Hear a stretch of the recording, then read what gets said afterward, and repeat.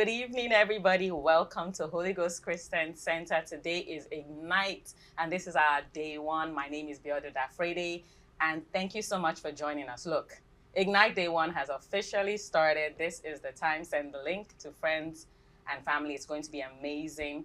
In the studio with me, I have Coach Praise Fowowe for the, sixth time. Welcome, sir. Good to be here once again. It's almost like home. Yes, it does feel like you're coming back home. Thank you so much for joining us.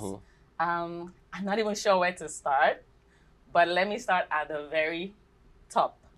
We're going into Ignite, and tonight you're going to be talking about something very special.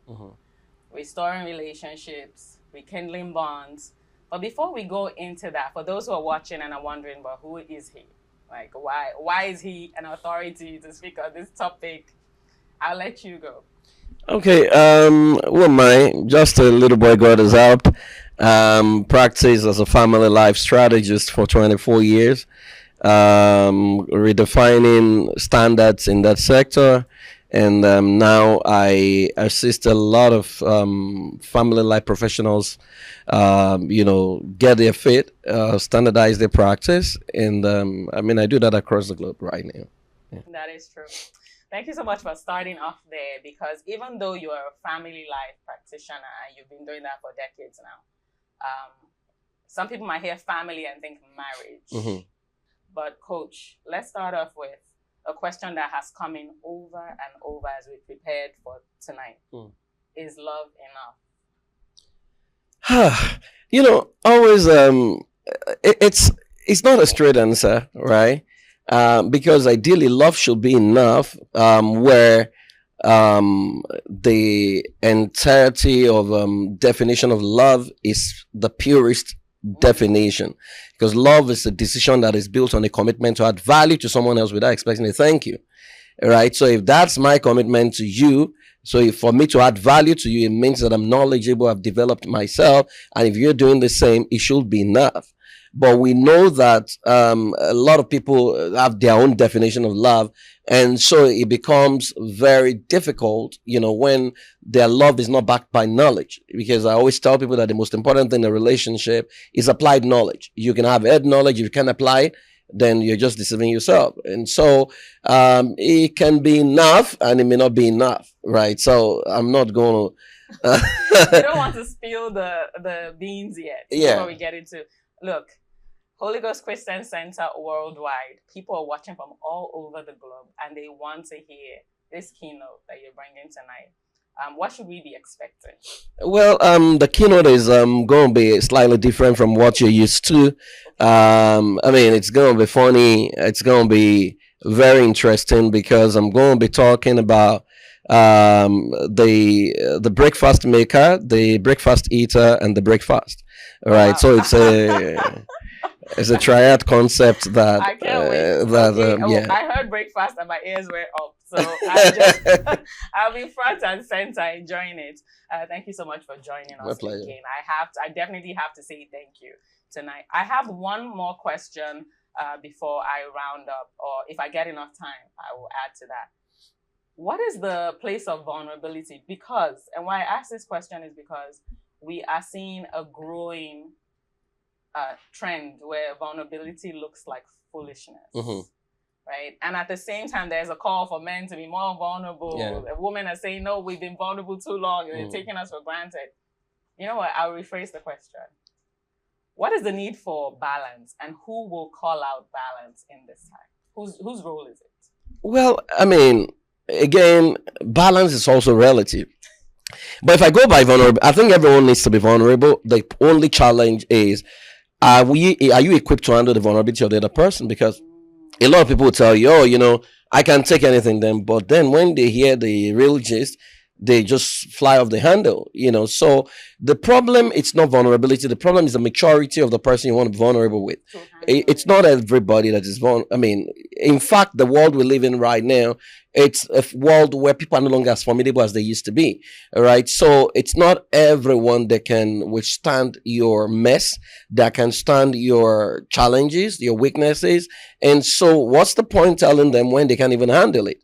right? And so that's really where the balance is. So I mean, people say, for instance, that men are not vulnerable. I don't think it's true, because if you go to the bar and you hear men talk, they don't hide anything when they are drinking. Why do they have to be drinking first? No, they don't even need to drink. I mean, if guys are talking to their guys, they tell them the way it is, right? It's the problem of, if I say to the woman, is she able to handle it?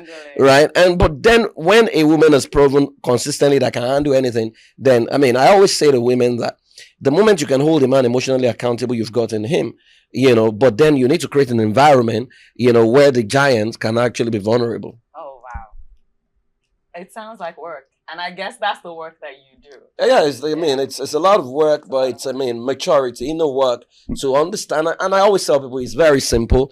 The moment you live by the maxim that you have lost a right, to condemn someone who is imperfect when you yourself are imperfect, right? The only problem is that our imperfection, varies. So the problem we've had over the globe is that, a liar, feels bad until he meets a thief.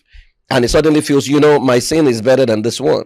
A thief feels bad until he meets the fornicator and feels, I'm just stealing. I'm not. Fornicator feels bad and he meets someone maybe who is gay and he says, I'm doing it with opposite sex. This one, but that one feels bad until he meets the one who is best in nature and say, I'm doing human being. This one is doing animal.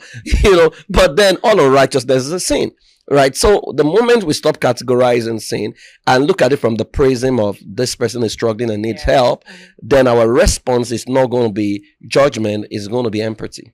Okay. Even things as simple as how do we date with sense? Because that's something that people are struggling. Absolutely. You're getting those questions. Yeah. I mean, I get that all the time. I mean, I coach people regularly, so I know. How much is too much to date? How much should I spend on a date? All of those kind of questions. Yeah. How do you handle that because of the varying mindset? Again, you see, it goes back to where we started from. If your definition of love is not the purest definition, you're going to run trouble, So a lot of people what they want to spend in a dating is dependent on the ability to eventually convert the person and for the money to come back to them. All right. But I always say to people, rule of thumb is whatever you're not willing to give and just look away, then don't give it. Usually when people talk about heartbreak, is the extra they have given in the relationship they shouldn't have given. That's what they call heartbreak, because if there is no unnecessary investment, they don't really talk about heartbreak as much, So I always say to people that if you are a believer and you have the love of God, whatever you can give to the other person is an investment. Just do it. And just, even if you don't get to marry the person, you know that at least you have contributed to one of God's children, and they come back to you in good measure, presents shaken together. I mean, you will reap what you sow, not necessarily where you sowed it. The problem is that people are trying to reap what they sow, where they sowed it. And once you do that, you're going to be manipulating people. You just dropped a whole bomb right now. Not a gem, a bomb, because it's amazing how people have interwoven manipulation and relationships. I think that's okay. So I'm really looking forward to how you will address all of these things tonight. But you know what? I know that it's not possible to address all of the world's problems in one keynote. So let's talk a bit about your book. There'll be a live podcast on that tomorrow.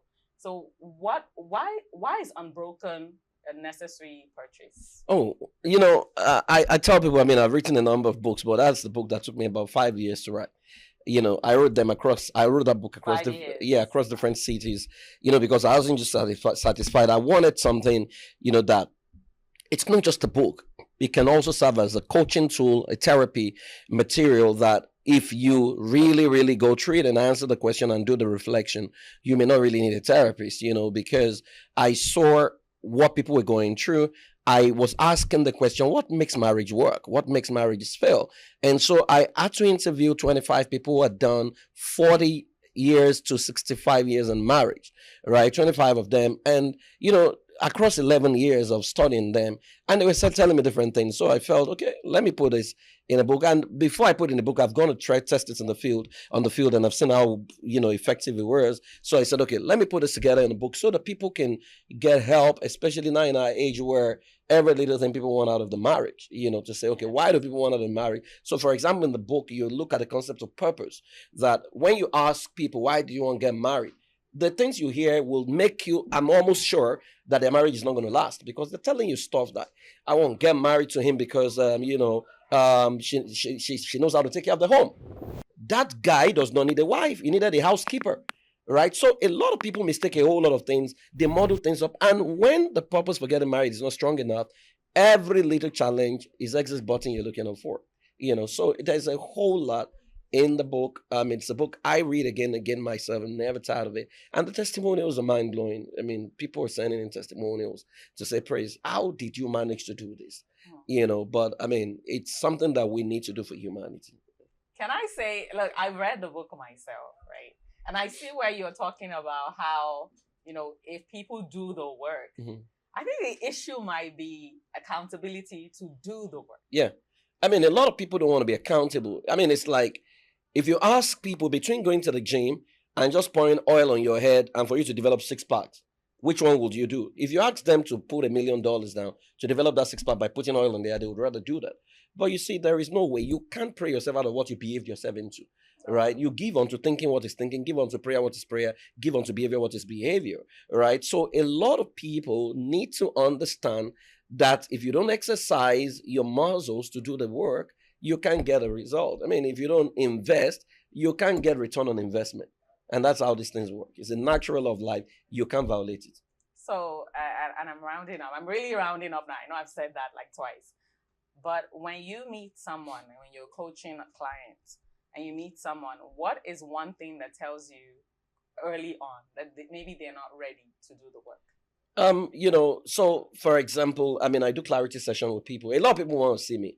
So I give them simple tasks as mundane as shoot me a mail.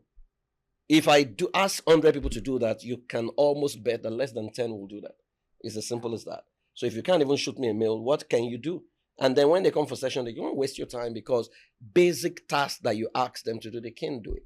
And so, I always tell people, don't fall in love with anyone that doesn't have an authority figure over his life that is reporting to, because human beings are not created to be independent. We're created to be interdependent. So if there's no one that can call him to order, that's a red flag, right? And don't listen to when he says, it's God that can call me to order. Ask him to go and take a written note from God with a signature of God so that you can take it up to God, because every human being has got to be accountable to someone. A wise person once said, a lot of things rise and fall with relationships. So we're going to be held accountable even for the way that we steward our relationships. Thank you so much, Coach. My pleasure. It's always amazing having you. Same here. I'm definitely looking forward to tonight, and I want to ask you what you'll be looking forward to tonight. Me? Yes. Ignite is never the same from year to year. Yes, so true. I'm looking, I love to listen when I come to Ignite. So I'm looking forward to, apart from being a blessing to God's people, I also want to listen to people's stories. I love the first panel. I love the topic. So I want to hear people's stories and how they bounce back from heartbreaks and some of the things they've had to go through. Yeah. So I have high hopes. So you don't miss it as well. Yeah. Call your friends. Let us know where you're watching us from. Are you on the East Coast? What part of the world are you in? I know there's some people that want to be watching us, but this is actually the time that they should be asleep. Mm-hmm. But hopefully they can. People are watching from Africa, actually. Yeah, I know.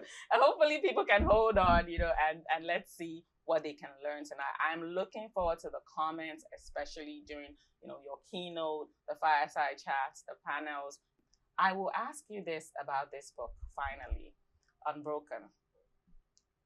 Would it help people who have already ended, main relationships in their lives? Yeah. It's, I have who are divorced who have read Unbroken. I have people who lost their spouses reading Unbroken.